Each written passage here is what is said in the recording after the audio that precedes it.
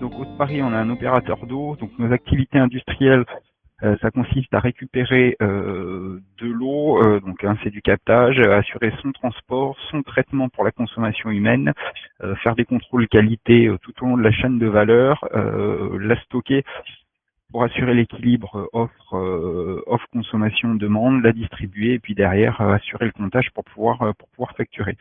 Mes fonctions couvrent la transformation numérique de ces activités. Je te laisse passer derrière, s'il te plaît.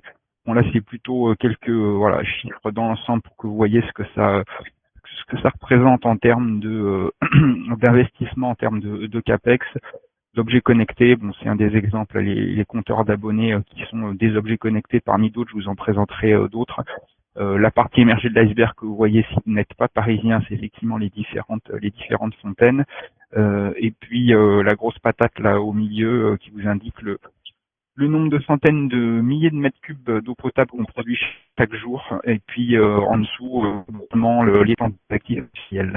Bon, là, c'est globalement des exemples, on creusera, mais à quoi nous sert globalement les technologies du numérique, ce qu'on appelle l'industrie 4.0, du déploiement de capteurs à la fois pour mesurer, mieux exploiter le réseau et puis les données, les gisements de valeur qu'il y a à l'intérieur. Je vous donnerai un exemple un peu plus loin. Bon, les compteurs communicants sont un premier exemple de capteurs qui nous permettent de mieux suivre la consommation au fil de l'eau. Des technologies comme tout ce qui est jumeaux numériques, je vous le présenterai après, les outils de mobilité, la réalité virtuelle augmentée à des fins de formation, de meilleure préparation des interventions.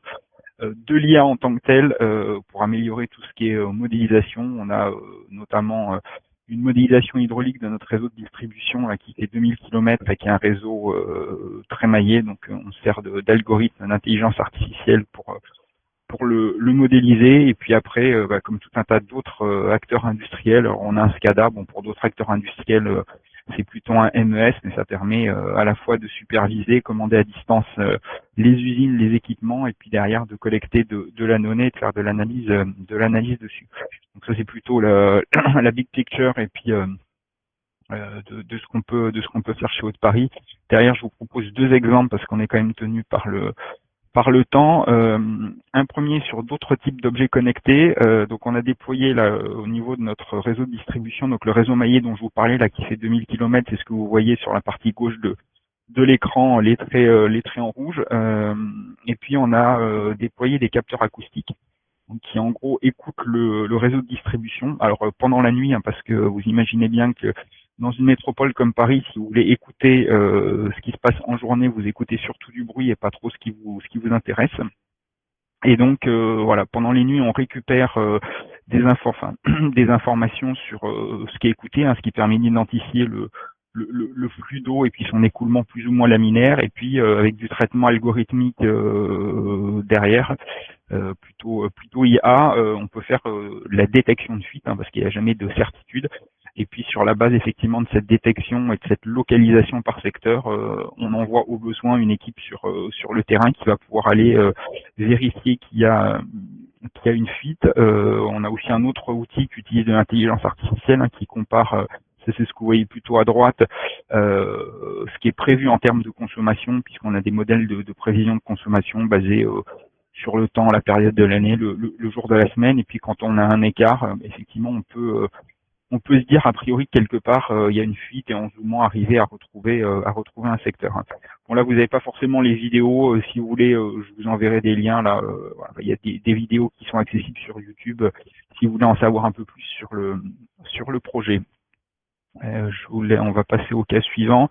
L'autre sujet, là, on n'est plus véritablement sur l'IA, on est plutôt sur la partie jumeaux numériques. Donc en ce moment, on est en train de réaliser des relevés 3D de nos ouvrages qui sont dans les égouts de Paris.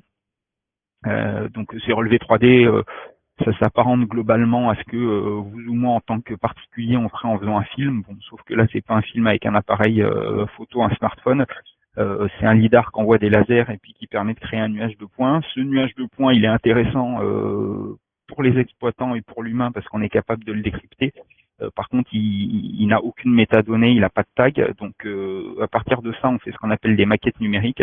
C'est ce que vous voyez là à l'écran. Et sur ces maquettes numériques, qui sont globalement des représentations 3D simplifiées de ce qu'on verra à l'œil nu au niveau des égouts, avec voilà, des canalisations, des points d'ancrage, des vannes, des ventouses, des joints.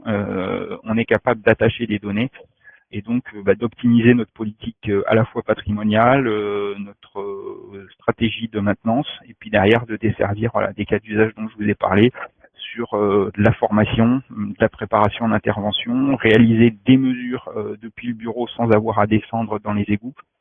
Parce qu'un cas particulier, c'est que si nos canalisations à Paris sont visitables, à chaque fois, c'est des demandes administratives assez lourdes auprès de la ville de Paris pour pouvoir descendre. Donc rien que sur des sujets de formation des nouveaux collaborateurs, ça permet de les immerger dans leur futur environnement de travail, voilà, de manière un peu plus approfondie que ce qu'on peut faire aujourd'hui, avant de les envoyer directement sur le terrain quand il y a des interventions.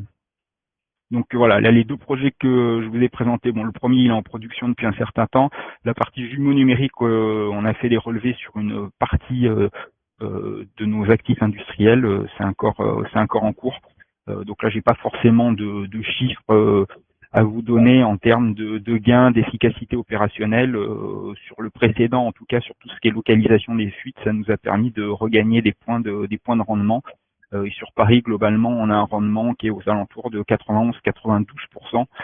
Bon, sachant qu'on peut pas atteindre 100% dans le cas présent, parce qu'il y a tout ce qui est fraude avec du sous-comptage ou autre, et donc globalement, on va dire que l'optimum qui pourrait être atteint si vraiment on limitait toutes les fuites et qu'on avait énormément de ressources pour réparer toutes les fuites, on pourrait tangenter les 95% de rendement.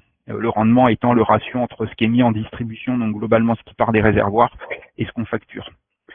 Bon là c'est pareil, vous aurez d'autres vidéos, ça vous explique ce qu'on fait. Hein. Globalement on fait un relevé en surface et un relevé en sous-sol pour pouvoir recaler le relevé en sous-sol sur le relevé en surface et le positionner d'un point de vue point GPS en X, Y, Z. Puisqu'il n'y a pas de réseau ni téléphonique ni de réseau GPS quand on fait les relevés en sous-sol, donc il faut qu'on puisse les recaler sur la surface. Et puis la vidéo que vous pourrez voir en bas à gauche, c'est une expérimentation de réalité augmentée qu'on a menée voilà, sur le boulevard Haussmann, et qui, vous avez dû en voir, permet de voir en surimpression dans la rue ce qu'il y a sous le bitume et sous le pavé parisien. Sur l'IA aussi, juste pour finir, on a mené une expérimentation qui n'a pas été probante, mais on n'insulte pas l'avenir. À partir des nuages de points, là c'est ce que vous voyez à droite, on a essayé de faire tourner effectivement des algorithmes pour qu'il y ait une reconnaissance automatique des différents composants, éléments constitutifs de notre patrimoine industriel, un peu comme si alors, parmi les acteurs là présents autour de nous, vous faisiez un relevé dans votre usine et que vous voulez voir les différentes lignes de production avec ce qu'il y a. Bon, on a des matrices de confusion qui sont à peu près correctes sur tout ce qui est canalisation. Bon là c'est quand même pas très compliqué de reconnaître un tuyau.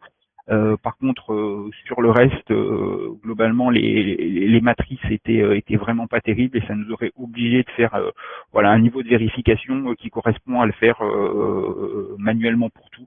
Donc, pour l'instant, on a laissé tomber je dirais, la modélisation 3D automatique par algorithme.